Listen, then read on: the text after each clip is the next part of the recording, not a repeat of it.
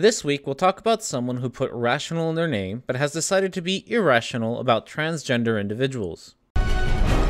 He is coming. Cover your butt.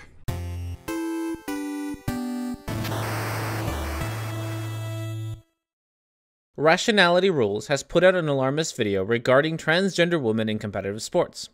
Let's start with some of the rhetoric that RR uses in his video. In a nutshell, I find the arguments and logic that currently permit transgender women to compete against biological women to be remarkably flawed, and I'm convinced that unless quickly rectified, this will kill women's sport. This statement is nothing more than catastrophizing. This statement does two things. First, it makes it seem as if the issue that RR is bringing up is of great importance. If we don't put a stop to these transgender women, female sports are doomed. In actuality, transgender females have been allowed to compete in many sports for over a decade, and yet, these sports survive. In 2004, the International Olympic Committee, IOC, allowed transgender individuals to participate in all future Olympic Games. If women's sports are in such danger, it is surprising that after 15 years, female sports have not already fallen apart. Granted, this policy change by the IOC is problematic, but we'll get to that shortly. RR has no reason to think that female sports are doomed. He has no evidence to back up this claim. He cites nothing to suggest that transgender women are destroying female sports. He is simply being an alarmist and making it seem as if there is something here to be worried about when there isn't. This leads to the second purpose of the statement made by RR. It gives him a shield to hide his bigotry.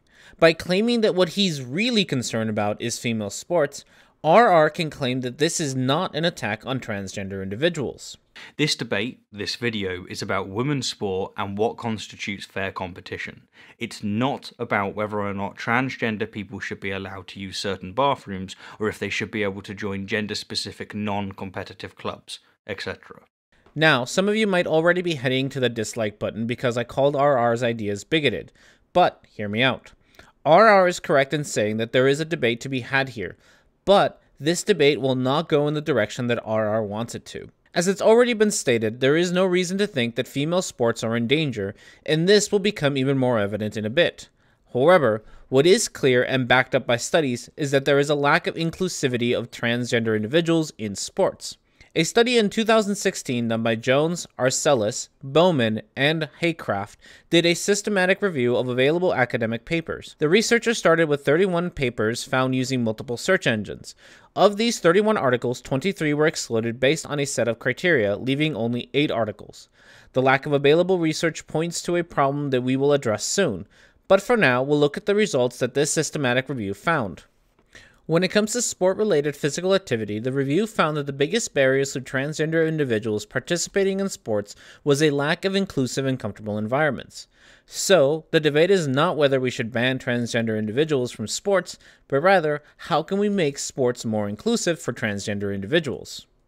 Not just did this review find that there's a lack of inclusivity in sports, it also found that part of the problem is the policies used by athletic committees.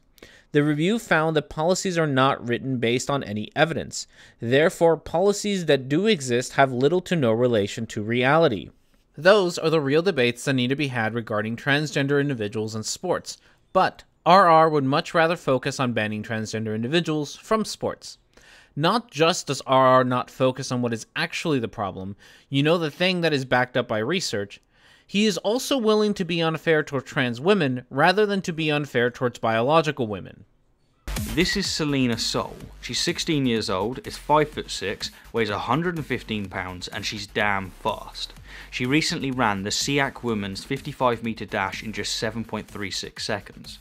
But because Terry Miller and Andrea Yearwood, who are both transgender women, so easily took first and second place, Selena was eliminated. The story would have qualified. And so here we have a very real example of a young, talented woman losing a potential scholarship and career due to this issue. Here, RR shows that he's willing to have something that he thinks is unfair, being denied opportunities for scholarship and a career, hoisted onto trans women.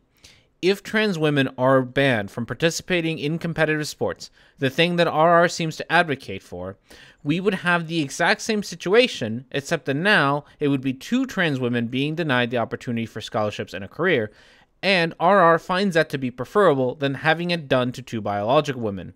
This is why I call RR's ideas bigoted.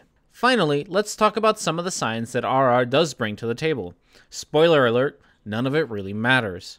According to RR, this video is about why he thinks that it's unfair for transgender women to compete against biological women, but he never actually makes any argument for this stance. Instead, RR decides to tackle what he thinks are the three most popular arguments for transgender inclusivity, and when he debunks these, and I say that with air quotes you can't see, he comes to the conclusion that trans women should be banned from competing against biological women.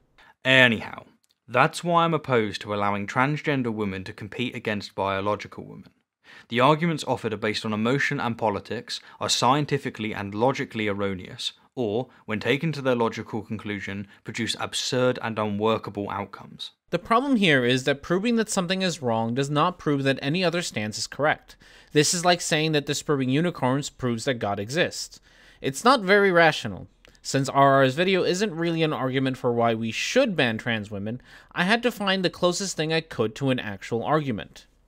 To steal an analogy from a friend, saying that transgender women should be able to compete against women so long as they identify as one and have testosterone levels lower than one is like saying that a Formula 1 car should be able to compete as a superbike so long as it identifies as one and has less fuel than one. And David Coulthard takes the checkered flag, completing his 4 laps, 13 seconds quicker than Guy completed 3.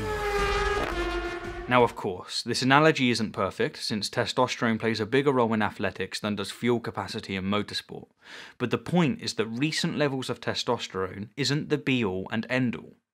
Compared to a superbike, a Formula 1 car has much better traction, is more aerodynamic, has a lower centre of gravity, and has a significantly bigger engine.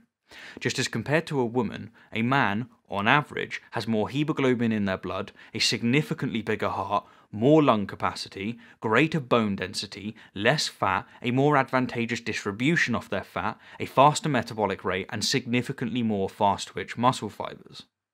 At face value, this seems like a solid case. RR flashes some studies and even has citations for them, but it isn't as scientific as it may appear. Think back to a few minutes ago when I mentioned that a systemic review of available literature found that most sports policies were not based on evidence. In fact, a critique written by Carcassi, Jordan Young, Davis, and Camporesi has this to say. Clinical studies do confirm that testosterone, among many other factors, helps individuals to increase their muscle size, strength, and endurance. It may seem logical to infer, then, that a person with more testosterone will have greater athletic advantage than one with less testosterone, but this is not necessarily so. Individuals have dramatically different responses to the same amount of testosterone, and testosterone is just one element in a complex neuroendocrine feedback system, which just as likely will be affected by as it is to affect athletic performance. Studies have shown, for example, that winning a competition raises testosterone even among fan whose team prevails, or in experimental subjects randomly assigned to win. So, the whole notion that more testosterone makes you a better athlete is bunk. But RR states a bunch of other factors. Don't these factors play a role in athletic performance? Well, I don't know, and neither does RR.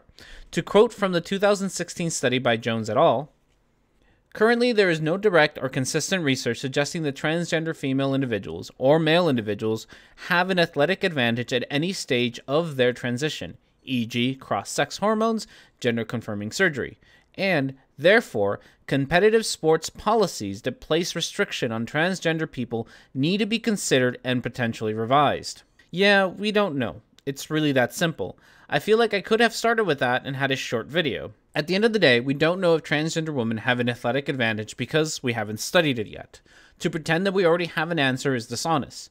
Not just is Rationality Rules incorrect in saying that he has the facts, he's also showing an irrational stance on this issue, choosing to pretend as if female sports are on the brink of destruction when there is no evidence to suggest such a thing, and demonstrating that he would rather have trans individuals treated unfairly than cis individuals.